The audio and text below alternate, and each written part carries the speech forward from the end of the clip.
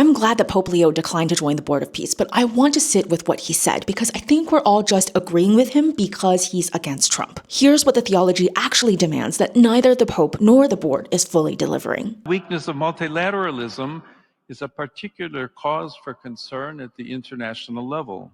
A diplomacy that promotes dialogue and seeks consensus among all parties is being replaced by a diplomacy based on force by either individuals or groups of allies. He is defending multilateralism, which basically means we need countries to come together to solve this. Not just whoever has the most power acting alone. But which multilateralism? Is it the UN Security Council, which has a rule that gives 5 countries a permanent veto? USA, Russia, China, UK can veto anything. And those 5 countries have blocked any meaningful resolution on Gaza in the past 2 years. This is also diplomacy by force. It's just older and a more traditional route. So if the Pope is saying that the answer is the UN, I want more than that. Principle established after the Second World War, which prohibited nations from using force to violate the borders of others, has been completely undermined. And here's where I want to push back. He is mourning the post-World War II principle that nations can't violate each other's borders by force. And yes, that principle matters, but it was never applied evenly, and we all know it. Korea, Vietnam, Iraq. Decades of settlement expansion in the West Bank is a direct violation of that principle, largely protected by the same international order that he is defending. So the norm that we're grieving here is aspirational at best, and at its worst, it has been selectively enforced based on whose borders is counted as real. Peace is no longer sought as a gift and a desirable good in itself, or in the pursuit of the establishment of the ordered universe willed by God. This is the theological heart of everything he's saying, and I think we should slow it down. He says that peace is no longer sought after as a gift. So peace is not something you can engineer, manage, or chair. It is the tranquility of the right order. And right order means justice underneath it. Thomas Aquinas defined peace as the work of justice. You cannot have one without the other. And this is where the Pope is exposing the Board of Peace theologically. Not because it is American or that Trump is chairing it, but because it has no justice framework underneath. Palestinians have no seat. Gaza is being managed, not heard. There are $5 billion in pledges being announced, and the people whose land it is aren't at the table. Pope Leo is almost saying that. His envoy said it directly, calling it a colonialist operation, but Leo himself is staying at the level of institutional critique, defending the UN, defending multilateralism. And I wish that he could go further, because the theology he invoked demands more than what the UN can offer. It demands asking whose bodies are bearing the cost of this so-called peace, and what justice would actually have to look like before we even use that word. I am Connie Chen, here to help you deconstruct everything. My full Women in Scripture series lives on Patreon. The links are you know where.